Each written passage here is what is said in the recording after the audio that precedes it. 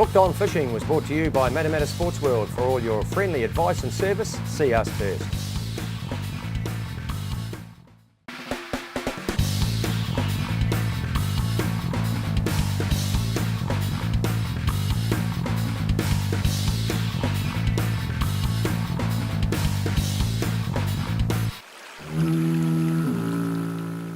Hi there, Chris Bungard, helping you plan your weekend's fishing. If you're thinking of heading out on the weekend, let's see if we can have a little chat about where you might plan your attack on some of the fish species.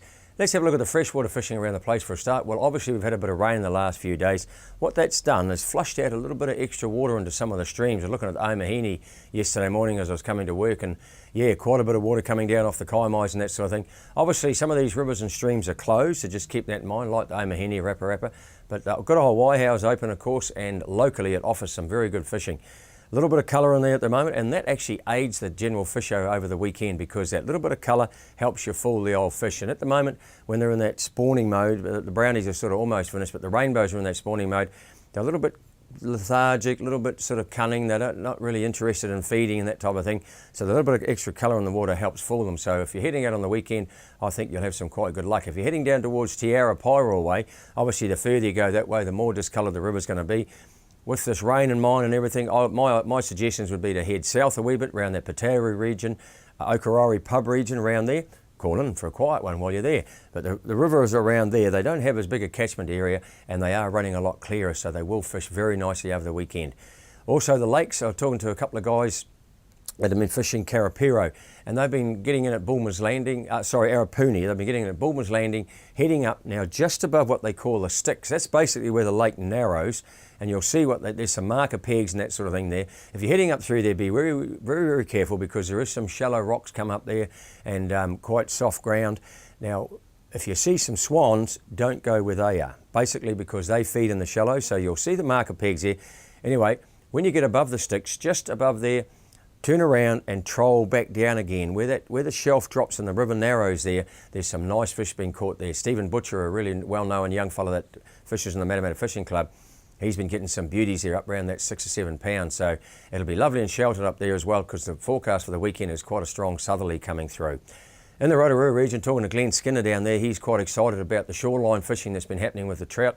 Also, Lake Rotorua is holding some nice fish at the moment. Now, what happens during the spawning mode is a lot of fish out of Rotowiti pass up through the Ohau Channel, and they come into Lake Rotorua, and then they head to one of the 11 streams that are around the edges of Lake Rotorua.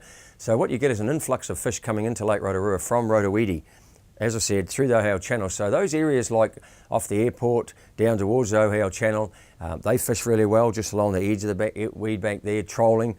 Just with probably 2 colours of lead line or an LED line or a fast sinking fly line, something like that. Just troll up and down the edge of there. They've been picking up some beautiful fish. For the guys who like to do a bit of fly fishing, the mouth of the Nongata, it'll be carrying a bit of extra water at the moment, because yesterday, in fact, they had a lot of rain down in Rotorua, a lot more than we had in the Matamata region here, and the rivers are very discoloured and very high, but they'll drop down quite quickly. Being spring fed and the catchment area, likes of the Nongata, that'll clear by the weekend. I would say Sunday it'll be very, very fishable. In the Taupo region, the rivers down there are holding some nice fish. I mentioned last week that the Baker boys, Adrian and Glenn Baker, were heading down the Tauranga Taupo to have a bit of a look around. They got some nice fish, so those rivers down there, they've had a bit of extra water as well. That will create a bit of an extra run into them, and well worth a look over the weekend. Out on the lake itself, Taupo, the trolling and that has been going not too bad. Well, the jigging around some of the outer reefs has been more effective, if you like. Now, the sea fishing, we're all waiting to try and get out on the west coast. The forecast for the weekend is not looking great.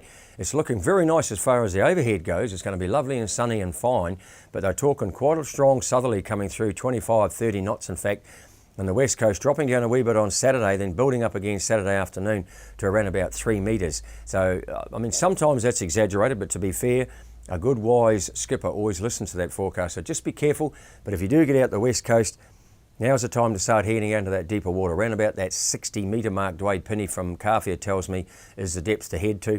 The Southwest Reef is still producing some quite nice snapper, but a lot of small ones. You know, they're just the smaller fellas, they start heading in there now. And of course, with the new rules around 30 centimetre, you end up having to put a lot back. And when you're hauling them up from 65 metres of water, a lot of them will lose their life as well, because they just can't handle being hauled up from that depth. So go out onto the sand around about that 60 metre mark. The spawning snapper should be starting to move in there very, very soon.